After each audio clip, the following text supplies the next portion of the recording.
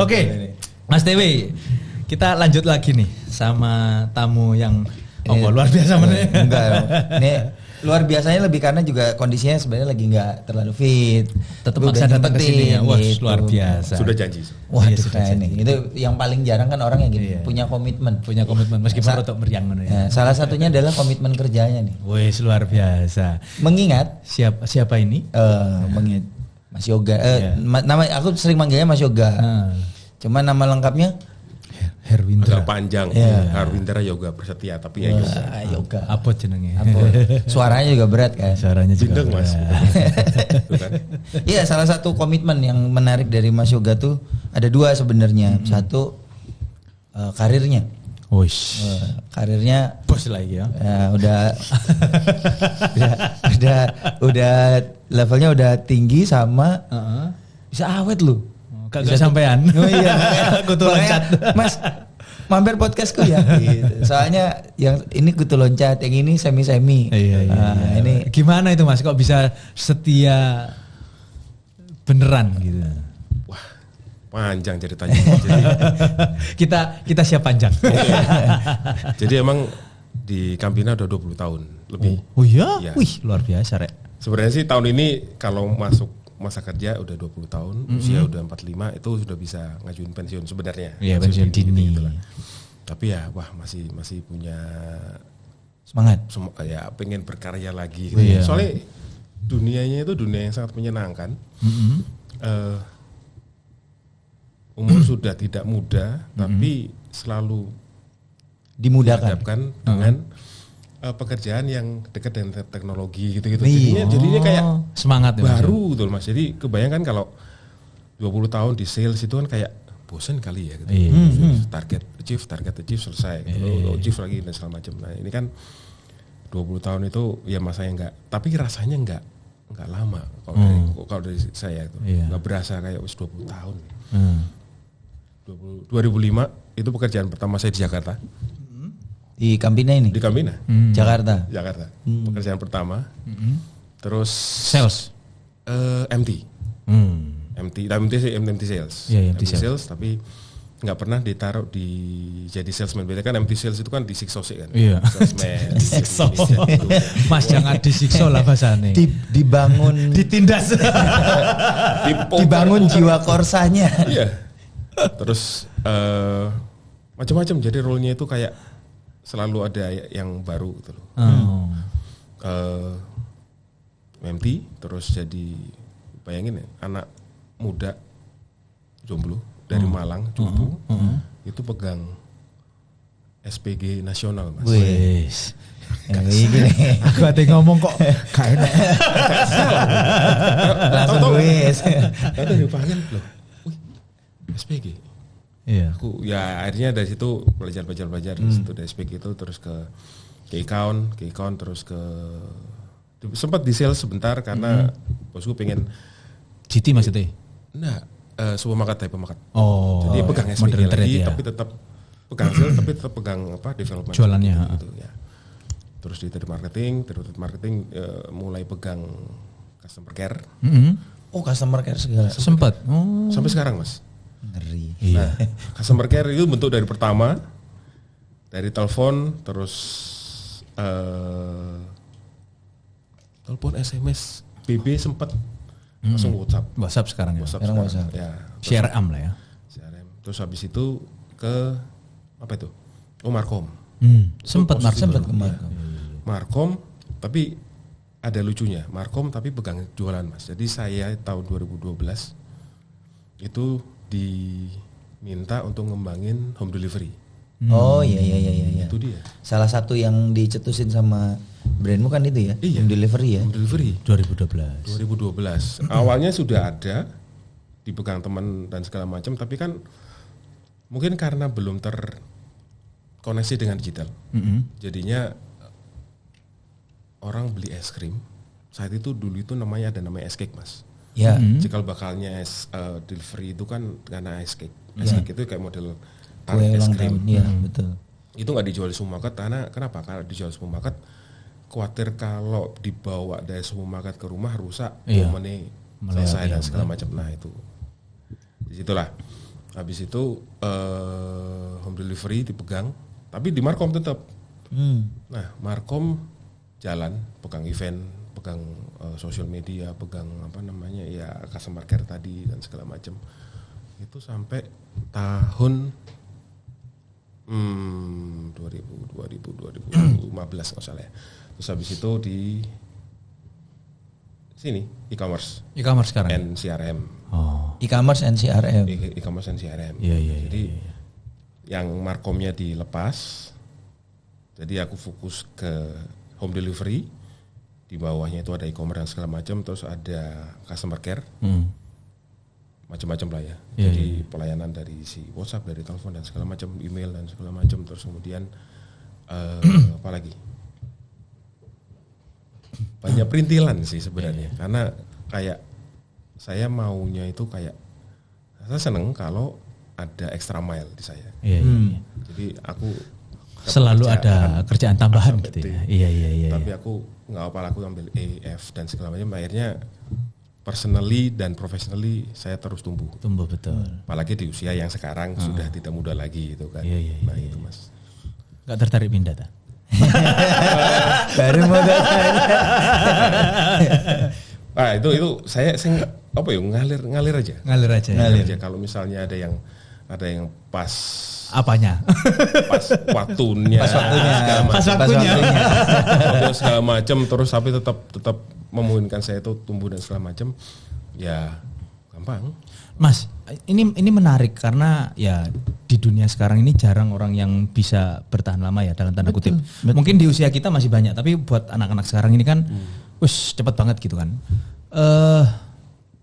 Pertanyaannya gini Mas, sampean itu value-nya kan tumbuh gitu kan. Selama di tempat itu bertumbuh, makanya sampean bertahan. Yang aku tangkap bener nggak kayak gitu? Mungkin kalau di tempat itu nggak ada kesempatan bertumbuh, sampean pindah. Sehingga alasan loyal itu karena punya kesempatan tumbuh, bener nggak sih? Betul. Dikasih space, ya kan. Jadi aku dulu itu ngajuin kuliah lagi dan segala macam. Ya mungkin ada kayak izin pulang cepat lah segala macam itu dibolehin.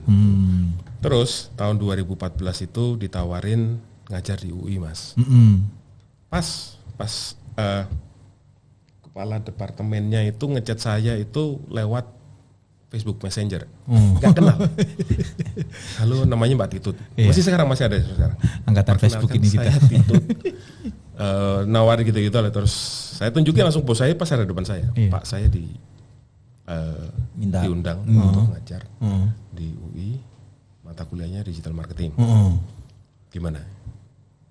Mikir bentar, ya you boleh ngajar tapi satu mata kuliah satu kelas. Tapi saya dapatnya 2 kelas Mas. Bayangin saya hari Senin Selasa jam 12 sudah cabut Mas. Sampai sekarang? Iya. Tapi sekarang cuman bisa 1 semester 1 mata kuliah aja. Jadi masih boleh ngajar, makanya gitu kan. Jadi kayak sampean nggak pindah, kita gayang-gayang. Tapi aku ngelihat ya, yang menarik di Indofood apa sih? Campina, sorry. Di Campina ini kan es krimku masih TK kayaknya Mas. Dulu aku udah kenal Campina meskipun aku di kampung, itu kan penetrasinya sampai ke level desa tuh Mas dulu gitu kan. Sampai sekarang itu juga sama. Kalau ngomongin penetrasi ya Pak semua. Penetrasi sama Mas. Malah sekarang ini kan peta persaingannya es krimnya kan makin kencang ya. Makin kencang betul. Makin dengan gila. produk yang murah-murah itu tuh. Iya. Tapi kita kayak apa ya? Yang toko yang nggak perform itu tetap akan kita cabut gitu loh. Oh, tetap ada review gitunya tetap? Ada. Jadi ada kayak apa namanya, klasifikasi A sampai E misalnya. E ini udah pasti udah dicabut. Itu biar itu di pinggir jalan tapi trafiknya banyak tapi dia nggak, ya sorry gitu. Size-nya ya, dilihatnya dari size-nya. Iya dari transaksi Mas. Transaksinya per bulannya itu jualannya nggak terlalu bagus ya dicabut. Itu kayak gitu. Jadi akan replace lagi, cari lagi. Dan sekarang kan sama-sama gencar ya. Semua brand itu kayak new opening outlet atau NO makin gila kan. Wah, nitip apa namanya itu? Chiller itu, iya. Freezer-freezernya itu kan. Sekarang itu malah sampai rumah-rumah. Iya. Sampai ke gang-gang. Iya. Tambal ban dipasang Mas. Iya. Bener aku pernah. Iya. Tambal ban. Jadi gak ngurusi aset wis. Iya, Maksudnya at any occasion lah pokoknya kayak apa ya, taruh semua ya. iya kayak gitu sampai kayak gitu. Jadi ada brand-brand yang emang nggak apa-apa. Itu nggak terlalu bagus jualan tapi di pinggir jalan kelihatan Brandnya. Promotional outlet lah istilahnya. Iya. Cuman kalau es krim aku paham lah kalau naruh es krim taruh di apa jenenge di chiller apa semua kan. Lah e-commerce iki dodolannya piye Mas? Gimana jualannya? Langsung masuk e-commerce. Lah iyalah. Okay. Langsung Mas. Wah, lucu nih. Ya es krim loh Mas dikirim. Plet Mas. Itu dulu itu kayak sesuatu yang bahkan sampai sekarang itu kalau kita jalan live itu pertanyaan paling sering di komen itu adalah emang nggak cair? Pastilah. Dari mana? Ya aku aja masih mikir gitu. Berarti punya tim live juga sekarang. Tim live ada. Jadi pas live itu ya itu pertanyaan itu aja. Cair dan segala macam. Tapi yang datang kan banyak ya, datang terus dan segala macam. Terus kemudian kita live di TikTok dan Shopee. Tapi untuk yang awareness TikTok lebih bagus, tapi untuk jualan Shopee. Oh jualan kalau di es krim Shopee ya? Shopee. Untuk yang live ya Mas. Live soalnya beda. Kalau tempatku TikTok. Ya itu. Jadi di e-commerce itu dasarnya itu kan udah ada di home delivery dulu. Kalau ada di build ya. 2006 terus kemudian 2012 itu udah mulai traksinya nambah karena tak konekin ke Facebook, Instagram dan segala macam. Jadi ada akses ke sana. Ya aku tak promote di situ. Zaman itu kan algoritma tidak seruwet sekarang kan. Satu posting itu brand bisa sampai sekian ribu yang nonton, lumayan lah. Itu. Nah, terus kemudian sebelum e-commerce itu kita masuk duluan ke e-hailing Mas, kayak si GoFood dan GrabFood dulu itu tahun 2015. Nah, itu kan sempat connect bagus banget ke Gojek itu karena kita terlibat di project awalnya itu GoPoints. CRM mereka. Betul. Jadi bayangkan kita ngasih es cake free ke si GoPoints ini. Jadi belanja ngumpulin poin berapa bisa tukar langsung free sama es cake. Nah, kita in return kita dapat exposure luar biasa Mas. Nah, dari situ naik mulai tahu kalau es cake. Mulai dari es cake dulu deh. Es krim kenal dan segala macam. Nah, kemudian 2018 si orang Tokopedia ini ngelihat kok es krim bisa di delivery ya. Nah, kita belum punya kategori es krim nih di Tokopedia. Jadi mau nggak kalau buka di sini? Pasti nanya kayak sampean nanya. Ngirimnya gimana dan segala macam. Nah, kita itu di Campina itu mungkin beda dengan yang es krim yang lain itu 30 titik itu punya kita. 30 di Jawa. Distribution. Ya. Yang lainnya kan distributor ya. Ngirim perintilan kan di omel-omelin Mas itu kan. Itu benar-benar mereka yang kirim, ya kan. Tapi tetap Jabodetabek, Bandung, Surabaya itu jadi kota yang paling oke lah. Dari situ 2018 masuk ke Tokopedia, nyusul si Shopee, almarhum JDID. Almarhum. Terus yang lain-lain ikut. Ya nggak apa-apa lah. Nah, itu sempat tumbuh sampai sekarang dan dapat momentum itu pada saat pandemi. Jualan itu sampai 10 kali lipat Mas. Iya sih. 10 kali lipat di online yo. Iya.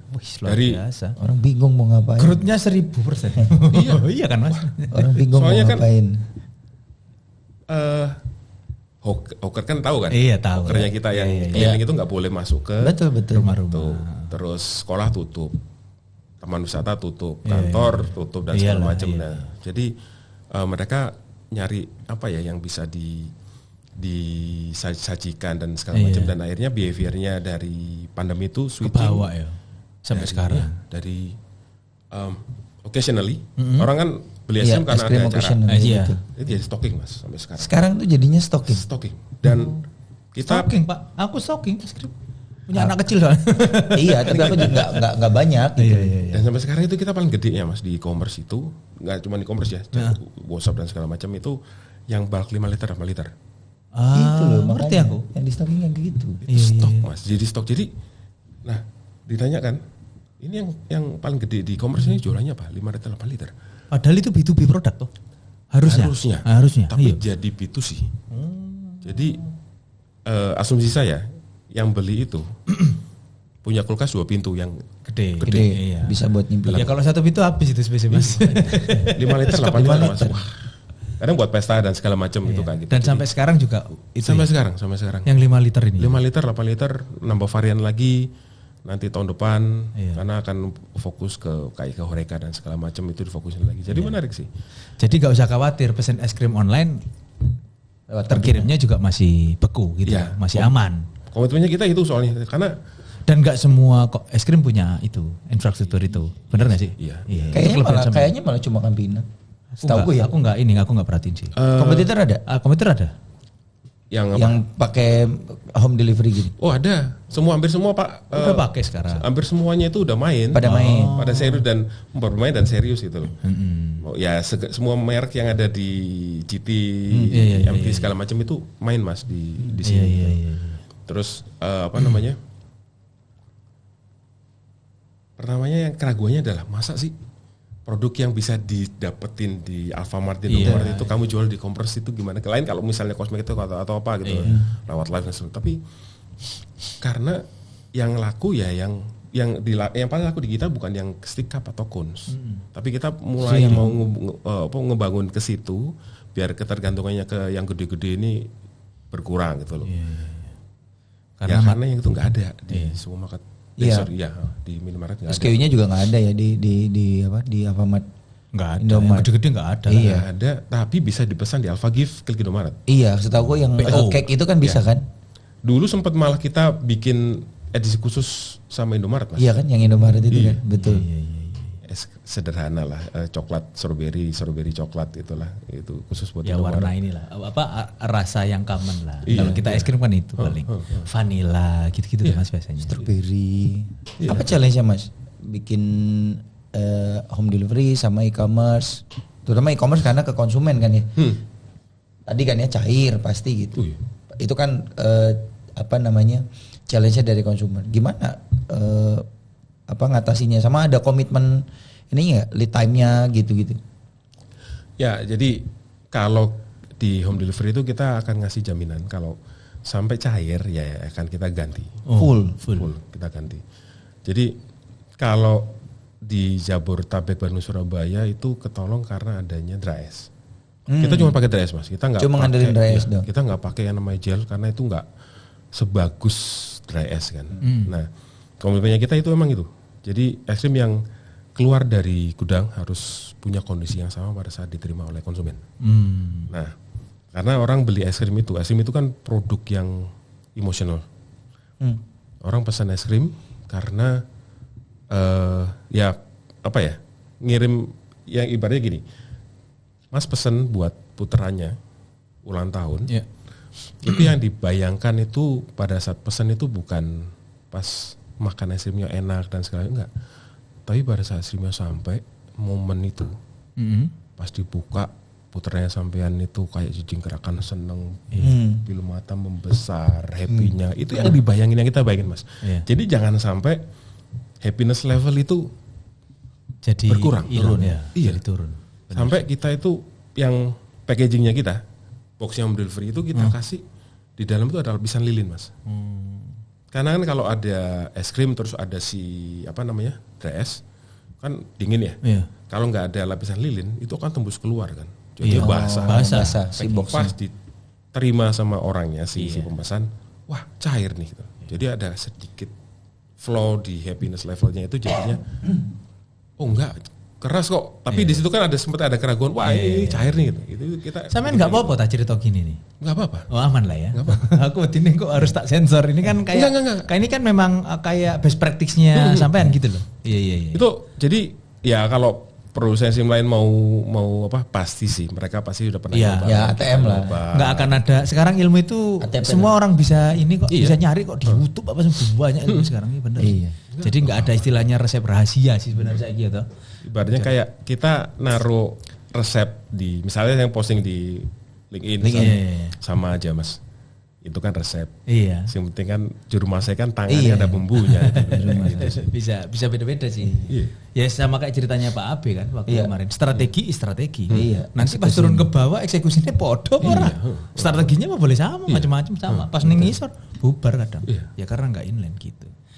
Terus ini kan sampean masih punya ruang bertumbuh sih. Ceritanya kan ngono tuh. Kalau kepinginannya itu Mas sampai umur berapa, terus kira-kira fungsi apa gitu yang sampean pengen kerjain tuh? Apa kira-kira? Pengen kan oleh, kalau sing larang. Pengen ya. Boleh. Ya aku bilang tadi usia udah tidak muda lagi, udah 45 dan segala macam. Jadi tapi saya tuh ada challenge, selalu ada challenge Mas. Ngeset sendiri challenge-nya. Antara itu. Jadi privilege-nya tuh istilahnya itu kayak jual ide gitu. Iya. Betul apa lah ya. Iya, betul lah. Terus pokoknya kita rangka kita ngeplan sendiri, eksekusi sendiri, butuh budget sekian dan segala macam itu ya sampai tadi kayak Mas Pak Abi tadi bilang sampai suku bawah itu di kita dan segala macam.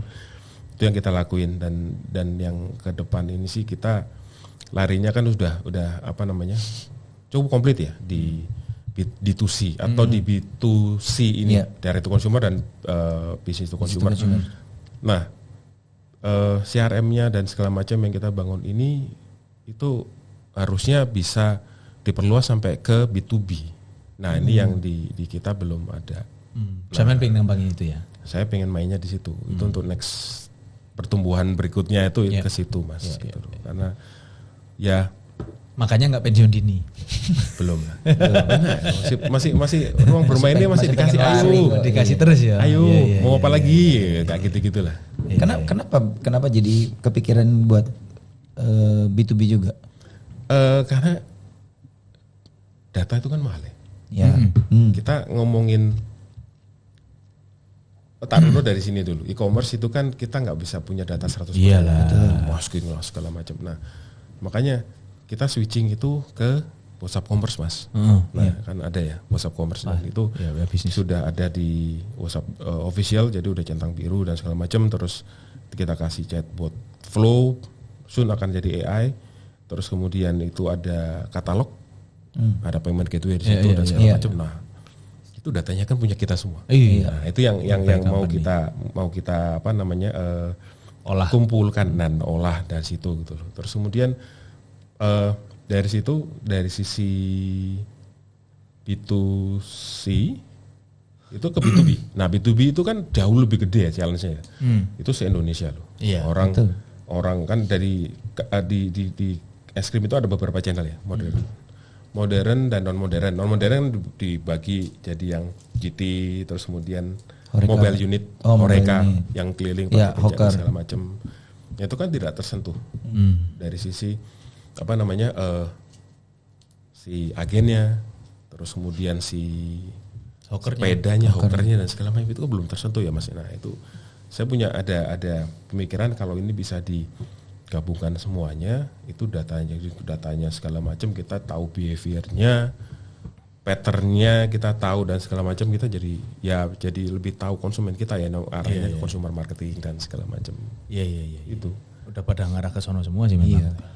Karena komunikasi tadi kan kalau podcast sebelumnya kita ngomong sama Mas Tovan itu ya just ini bilateral communication antara brand sama consumer kan sebenarnya itu.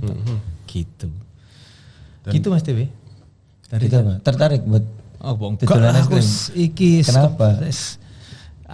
Seneng jalan popcorn.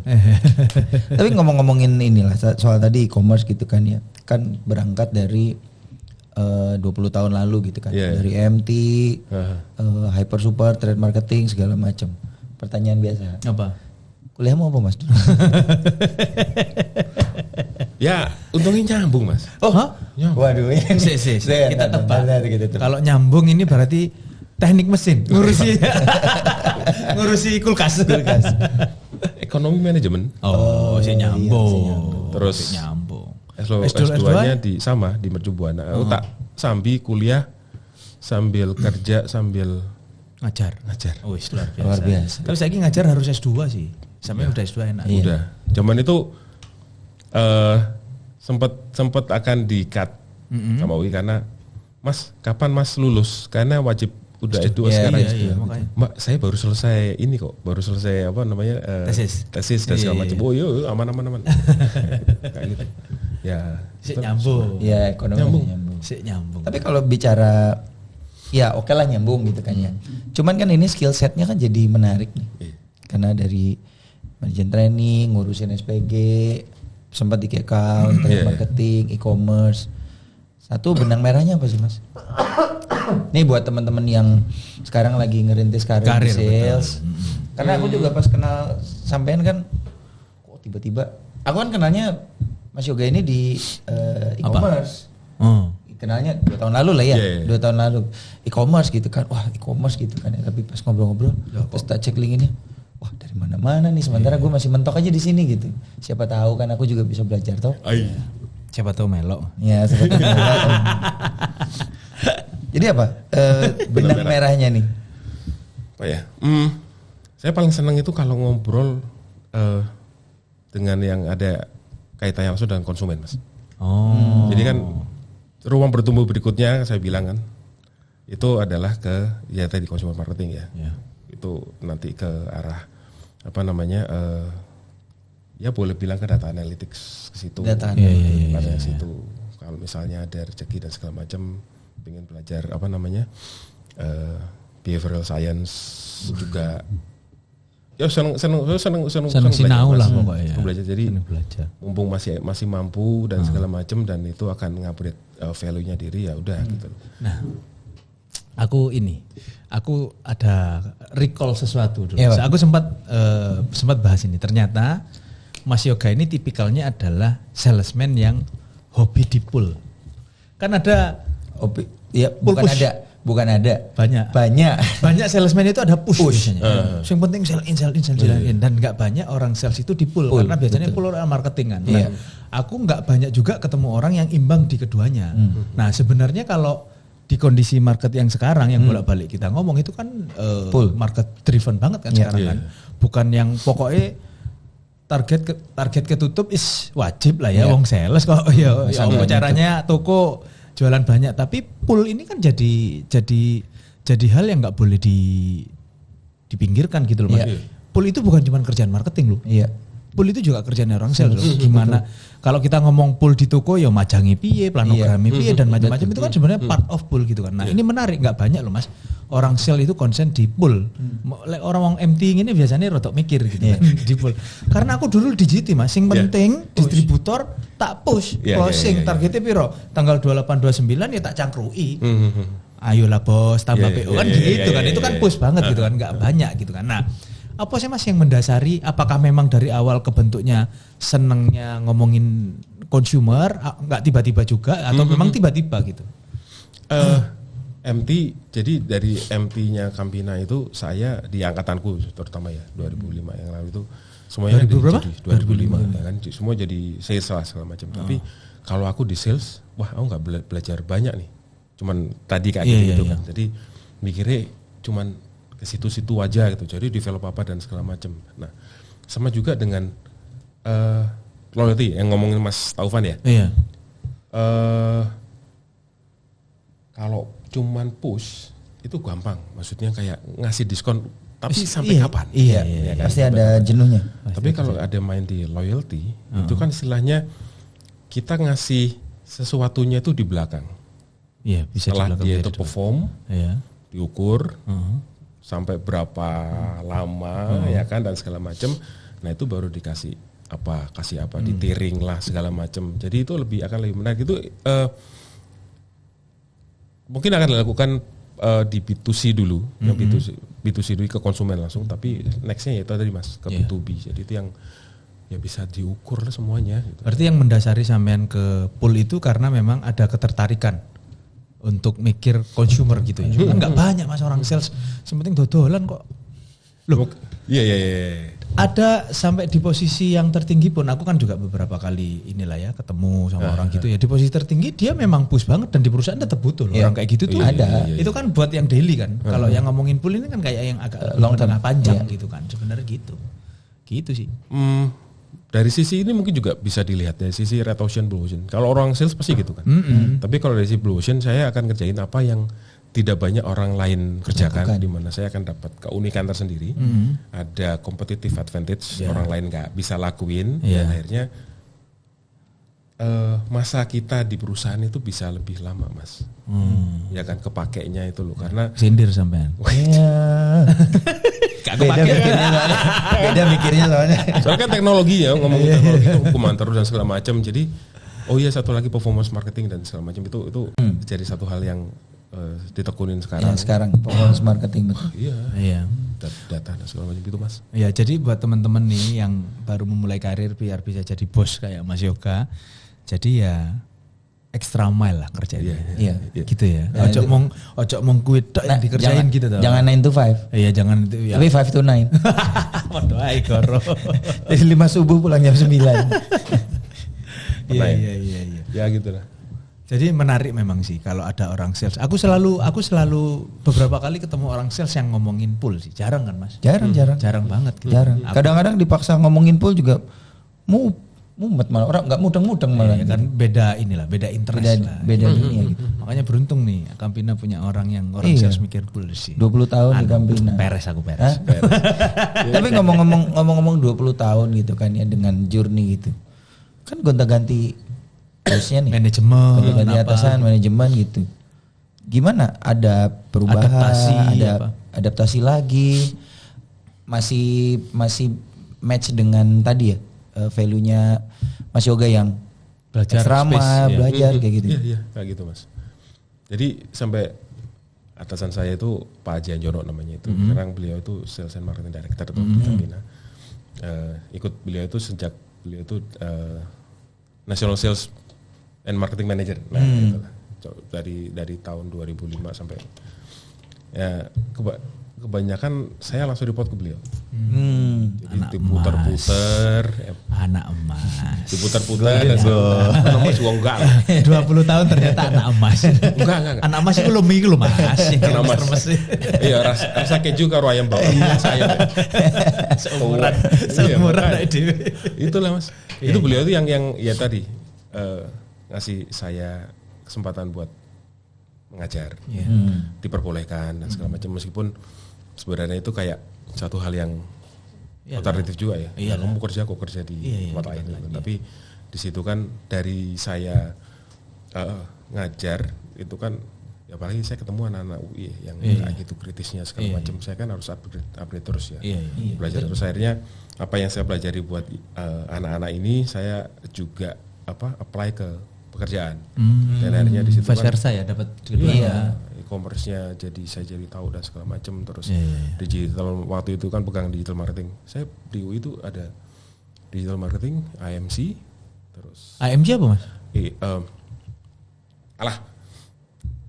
Integrated Marketing Communication, terus integrated digital marketing, terus kemudian digital behavior analysis. Itu menarik nih. Jadi ini ngukur atau melajarin perilakunya mungkin dari aplikasi dan segala macam, terus kemudian ya behaviornya user ini digital seperti apa. Mas Dewi buka OnlyFans gitu kan? Ya, OnlyFans apa sih? Itu belajar matematika. Oh, yang fun-fun aja. Iya. Menarik, asik ya Mas. Jadi ya kumpulan anak muda kritis, jadinya kan kita juga jangan sampai kita ngasih tahu sesuatu yang mereka udah tahu banyak. Iya. Kalau enggak, wah kalah kita. Iya, enggak kepake ya. Enggak relevan lagi kan? Enggak relevan lagi gitu. Gitu. Tapi kalau ngomongin, aku balik lagi ke kompetisinya ice cream nih. Ini kan 5 lah, setidaknya 5 tahun ke belakang lah. Itu kan makin banyak pemain gitu. Bermain di segmen yang murah banget. Murah.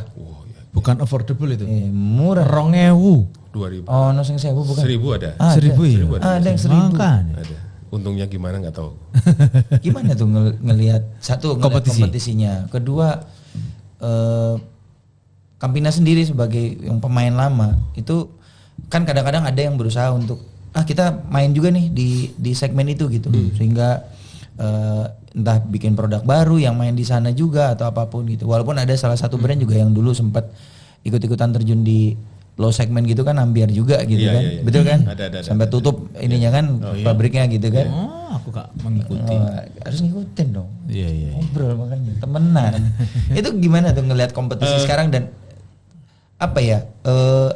Emang masih ruangnya itu masih gede, segede itu, karena waktu terakhir salah satu brand lah, aku sebut aja ya, nanti dibip aja lah. Bolak-balik ingin. Nggak enak. Tapi tak pelanin. Waktu Glico lah, waktu Glico Week masuk gitu kan. itu kan kayak udah ngeliat chiller aja itu udah mumet gitu loh. Banyak banget loh chiller, nggak di Alfamart, di Indomaret gitu. Belum lagi masuk ke hypermarket, supermarket. Tiba-tiba kan pas Covid kan ya, brand-brand itu masuk, terus tiba-tiba harganya segitu. Terus chillernya sampai di gang-gang masuk, masang ini apa segala macam. Mau ikut main di situ atau dan ngeliat, tapi sebenarnya ngeliat kompetisinya dulu deh, gimana deh? Kalau kompetisinya sih pasti akan jadi seru ya. Maksudnya dulu kan cuman Campina sama satunya lagi, ya kan. Campina promo dia turun, dia promo Campina turun, gitu lah. Selalu gitu. Kalau di datanya Nielsen itu kayak gini-gini aja. Tapi abis itu muncullah yang ini, yang pemain baru dengan harga murah. Tapi di kita nggak pernah kompromi dengan quality, karena dari dulu dari tahun 72 itu ya kayak ini. Kayak ula-ulanya kita itu, ula-ulanya kita itu masih dibuat dengan resep yang sama dari tahun 72 Mas. Iya. Dan itu memang yang paling gede. Itu yang paling gede. Iya, Ula-ula itu. Padahal rasanya yang kacang hijau, lebih coklat. Iya. Kayak es apa namanya kalau di kampung dulu? Pakai plastik itu? Es mambo. Es mambo kan itu kan? Kacang hijau sama apa? Coklat. Gitu. Jadi emang nggak kompromi dengan quality, biarin deh. Tapi tetap ya kan akan yang akan diambil itu kan entry market ya, yang kalangan bawah gitu loh. Even sampai kembali ke e-commerce pun juga sama. Kompetitor kita main di harga coret, harga yang murah segala macam, itu pasti akan menarik mereka yang terbatas. Domainnya terbatas segala macam. Enggak apa-apa nih, yang penting dingin enggak apa-apa. Tapi saya yakin kalau mereka ada perbaikan ekonomi dan segala macam pasti akan menaikkan sendiri standarnya kan. Jadi nggak ikut yang es krim 1000-an aja atau es krim yang 8 liter dijual dengan separuhnya harganya kita dan segala macam. Aku ngerti, gue sempet beli. Itu berapa? Aku nggak itu rasanya gimana itu kan nggak. Nah tapi nggak larinya ke situ gitu. Tapi tetap ngomongin quality lah nih. Quality. Terus kemudian kalau di GT tetap yang seru sekarang itu adalah NO. Itu kan kita juga pernahnya di online tuh Mas. Betul. Di Instagram, TikTok dan Facebook, seru nih. Jadi sama ketiganya itu 3, ke-4, ke-5 lah ya, semuanya pada ngiklan di Meta. Betul. Terus kemudian dengan dengan CTA-nya itu emang lead generation, jadi emang toko yang mau itu luar biasa Mas. Orang yang pengen jualan toh itu. Ke B2B. Betul. Jadi B2B. Dari kita udah lakuin ngiklan kayak gitu, dan itu kita bisa kayak dapat sebulan itu ribuan Mas. Ribuan toko baru. Iya, customer baru ya. GT ya. Itu iklan, terus kemudian klik ke WhatsApp. WhatsApp-nya kita kan udah ada chatbotnya kan. Nah, itu tinggal mereka share foto depan toko, link Gmaps, daya listriknya segala macam, jadi tinggal di survei. Segampang itu Mas. Aku ngerjain itu yang sama Topan aku cerita itu 4 tahun lalu aku kerjain di ini. Aku kerjain tuh Mas untuk cari inilah partner distribusi kan. Bulanan puluhan ribu Pak yang daftar Pak. Segampang itu nyari NOO sebenarnya. Tinggal kita mapping kan sebenarnya. NOO ini sebenarnya di situ ada nggak, biar nggak berkompetisi nggak gitu. Sak profilnya lengkap Pak. Dapat betul. Sangar itu memang gitu. Tapi di tengah tren sehat gitu misalkan, di tengah tren sehat kan es krim itu identik dengan gula iki, kok tak bib gak apa-apa gila kita strategi perusahaan tak ilangi gak apa-apa. Menyikapinya gimana sih Mas? Orang sekarang kan udah ngomong sehat, ngurangin gula gitu-gitu. Itu gimana Mas? Apa nanti akan ada es krim yang low sugar atau no sugar kan nggak ngerti. Mungkin inovasi akan ke sana. Tapi kalau inovasi di es krim sendiri itu kita kan pernah ngeluarin yang lactose friendly buat lactose intolerant dan vegan. Tapi tetap aja yang pasarnya yang gede, yang pasarnya ya akhirnya kita hapusin sendiri. Tapi kalau dari sisi gula dan segala macam ya kembali lagi, kalau es krim itu kan soal indulgence ya. Indulgence sesuatu yang untuk memanjakan diri sendiri dan segala macam. Bukan konsumsi harian ya. Iya, yang pola pembeliannya tuh emosional toh. Dan situ ya wis occasionnya beda sih. Capek pulang kerja kayak apa namanya snacking. Ya snacking, habis itu selesai mandi dan tidur. Nah, itu kayak bisa melepaskan penatnya ya kayak gitu sih. Jadi emang bukan makan pokok yang dimakan 3 kali sehari enggak gitu loh. Harusnya kan gitu. Make sense. Karena kan sekarang ini industri yang dalam tanda kutip yang kayak minuman manis-manis itu kan juga turun kan. Kalau lihat laporan Nielsen itu kan turun. Apalagi kalau kita lihat di Superindo itu kayak di raknya minuman kan udah ada yang merah. Iya, udah ada coding-codingnya. Yang merah itu Superindo gulanya tinggi. Ya. Superindo keren sih. Secara kategori manajemen dia udah udah di depan. Udah di depan. Jadi kalau es krim orang belum ada concern dengan itu. Kalau dari consumer point of view-nya. Nggak ada yang consider kayak kita mereka dengan sadar kalau aku makan ini ya pasti manis gitu pasti kan Mas. Tapi nggak ada yang maksudnya kayak kalau kita beli minum kan sekarang kan gitu kan. Lihat dulu tuh bulannya berapa? Ya apa nanti lihat dulu plus berarti. Enggak. Aku gini. Oh enggak gini. 40-an ke atas sih. 40-an. Enggak, aku nggak pakai kacamata. Aku kalau kayak minus tak itu. Iya. Menarik karena memang ngomongin itu tadi sih, occasionnya beda. Iya. Meskipun aku hidup sehat, sesekali lah sebulan sekali gitu. Nyeneng ya. Iya. Iya. Make sense. Enjoyment. Iya, nggak harus. Tapi ya perlu dipikirin juga mungkin yang pengen lebih sering makan gitu misalnya. Es krim dimakan apa diminum? Makan sih. Soalnya kan di sendok kayak gini kan. Ada fase ngunyahnya. Iya. Kecuali sing cair baru disuntik. Iya. Paling kalau es krim itu padat kan di sendok dimasukin mulut kan masih bisa dimut sampai dia hilang. Iya. Makan es krim bukan minum es krim. Makan es krim. Makan. Kalau ngomongin inilah ke depannya gitu. Tadi kan kompetisi udah brand-brand baru yang main di low segmen juga ada gitu. Kan ada idiom juga sekarang kalau nggak collab kita bakalan collapse gitu. Kategori-kategori apa sih yang lagi di incer lah untuk kolaborasi? Ada yang ekstrim nggak gitu misalnya sama sambel? I don't know, bisa aja makan. Sempet ada yang ngajak sih dari sambal bubuk gitu. Oh kan, bener kan? Sambal bubuk gitu ya, tabur itu ya. Gimana caranya gitu loh? Apa nanti makan esimnya dikasih bubuk itu tapi enak-enaknya tapi kan itu nggak common gitu loh Mas ya kan kayak gitu. Iya tapi buat excitement mungkin perlu Mas. Aku pernah di Cina itu ada apa jenenge chip keripik rasa timun. Oke. Aneh toh. Keripik rasa timun. Keripik kentang rasa timun. Kan buat excitement aja sih. Kan nggak make sense juga. Es krim kok pedes. Es krim masa wasabi tahu nggak? Ya. Aku sempet tahu. Tahu. Enak loh. Lah itu. Tapi di tempatmu ada? Oh enggak ada. Oh, itu yang di es krim Jepang itu, larang itu tuh Mas. Iya. Nohok juga lu di sini. Betul. Es krim itu ya nohok berarti beneran nih pakai wasabinya nih. Iya. Boleh di-explore.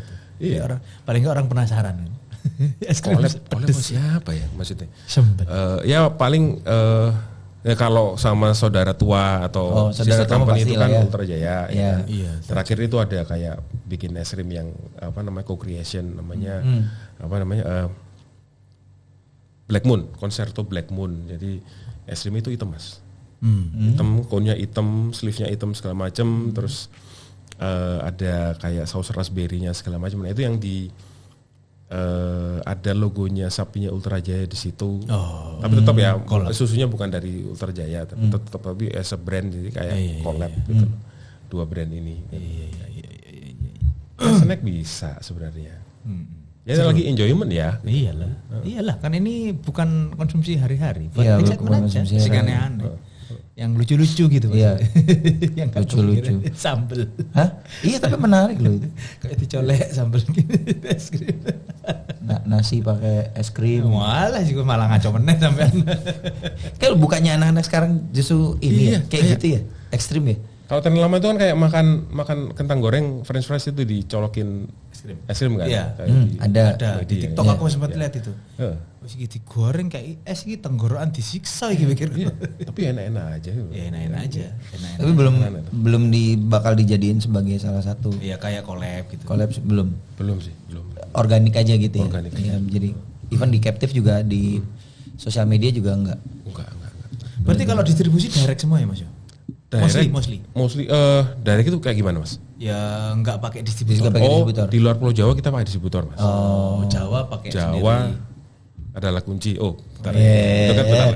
Barusan aja. Loh, aku kemarin nonton kan tak kirim Apa itu? nobar Jawa adalah kunci. Jawa adalah kunci. Jawa adalah kunci. Ya kembali ke e-commerce tadi ya kan, baru tersedia di Pulau Jawa aja, tapi ke depan kita akan agak masuk ke luar pulau sedikit. Ya, karena gamenya kan sebenarnya ngomongin kolaborasi ini menarik sih. Kemarin aku sempat diskusi warung kopi juga sama teman gitulah. How to increase, kalau ngomong distributor itu kan ngomongin profitability kan. Betul. Sekarang kalau kita otot-ototan sama distributor harus susah. setia sama Iya, kita apa nggak susah ada. tuh, Mas. Makanya aku mikir kan kalau kayak es krim ini ada distributornya, dan produk apa yang secara distribusi bisa bareng gitu. Iya, Truknya bisa kan nempel. truk cooler gitu-gitu kan. Mungkin frozen Iya, gitu-gitu frozen, kan. iya, Mungkin itu bisa dieksplor juga. Cuman ini kan direct distribution kan, langsung kan. Jadi nggak ada kebutuhan kan. Iya. Udah dihitung. Tapi kalau kayak distributor itu Mas bener-bener ngitung tuh. Yang dibawa sekali jalan itu harus full gitu kan, biar secara hitung-hitungan cost Ya, itu efisien gitu. Makanya sekarang banyak banget distributor itu ngebuka kolaborasi produk. Yang penting nggak head to head sama Ya, yang dia sama bawa yang dia pegang. aja gitu sih. Mungkin itu salah satu kolaborasi yang saat ini bisa dieksplor sih sama teman-teman distributor ya. Karena kompetisinya udah sadis, Pak. Sekarang kayak aku aja, aku kebetulan ngedistribusikan beberapa produk. Aku nggak punya truk. Lalamove, Pak. Oh ya. Lalamove. On demand ya. Iya, on demand. Makanya kalau sekarang distribution itu masih mikirnya invest infrastruktur, capex. bener aja nggak apa-apa. Yang penting hitung-hitungnya pas.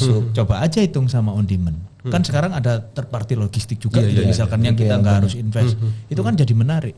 Why should I direct distribution kalau secara hitung-hitungan itu lebih murah gitu misalkan. Makanya kolaborasi sekarang tuh jadi matter. Bener Mas, aku ngedistribusin beberapa produk pribadi ya, bukan di kantorku ya. Aku punya mobil cuma satu, tapi kirimanku sehari itu banyak Lalamove. Oke. Karena secara hitung-hitungan nanti Lalamove ini cost-nya nggak di aku, bisa di consumer, bisa nego. Iya betul. Cost-nya bisa nego gitu sih, menarik. Dan sekarang truk yang berpendingin pun udah ada yang on demand juga. Ada. Even yang truk gedenya atau truk yang engkelnya lah gitu ada itu. Salah satu partnernya kita logistik yang untuk frozen food juga ada kayak gitu Mas. Jadi kita kan selain pakai armada kita sendiri untuk ngirim, kita kan juga ada kerjasama dengan third party logistik. Iya, 3PL. Motor yang belakangnya ada freezer. Betul. Nah itu sangat membantu pas kalau misalnya trace-nya kosong. Wah, trace kosong itu udah bubar. Apa Mas yang ungu itu? Aplikasi apa Paxel. yang ungu? Paxel. Paxel pernah. Kita pakai namanya Supercool. Oh. Supercool juga ada. Udah punya? Tadi. Udah ada truknya malah ya? Ada truknya. Teraga. Dia pernah nawarin. Wah, kita kalau misalnya ada kebutuhan kirim pakai Teraga, kita bisa support. Banyak sekarang. Menarik sih memang tuh. Makanya harus ngitung lagi di tengah kondisi hitung-hitungan ekonomi cukup ini. Ya karena nggak mungkin juga ngomongin efisiensi cuman ngurangin orang kan. In term of operation yang ngomongin logistik semua juga harus dihitungin kan. Betul. Sih. Ngono Mas Dewi.